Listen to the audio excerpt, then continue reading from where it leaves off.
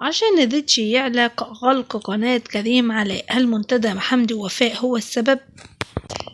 إثبات ارتباط حسن حوارات. أكتر حد بارد في الدنيا.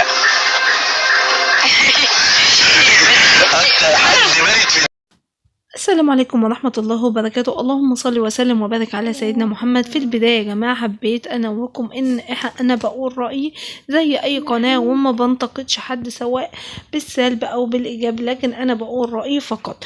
طبعا يا جماعة ما شاء الله نيرة والعيلة كلها ما شاء الله متجمعين في حفل سبوع ادم الجميل ابن محمود وسحر، واللي كنا نتمنى ان هو يسميه حسن، لان حسن ما شاء الله هو قال ان هو هيتكلف بالولادة، ولكن هو بقى مكتوب عند ربنا.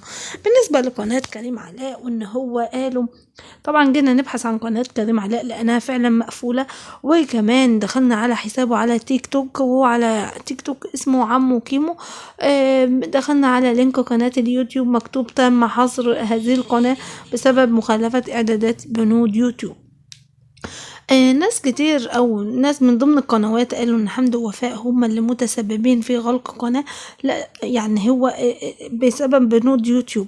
بيبقى فيه يا جماعة موضوعات في اليوتيوب ما ينفعش ان احنا نقولها، زي اي الحوادث اللي بتحصل او كده ما ينفعش ان احنا نتكلم فيها، لان جوجل ويوتيوب والفيسبوك كمان معين ناس ومشغل ناس بتسمع الفيديو كل كلمة فيه.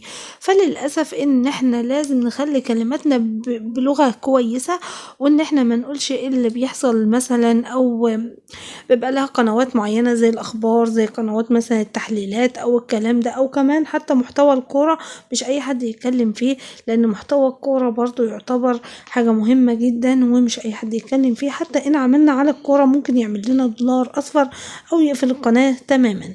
اما بالنسبة كمان لقناة حمدي ووفاء وان ناس قالت ان هي قفلته، طبعا حمدي مش بايده يقفل اي قناة او كده، لان هو اليوتيوب طبعا دي قناة مليونية واليوتيوب مش هيفرط فيها بسهولة، وان حمدي ملوش دعوة اصلا بالموضوع ده.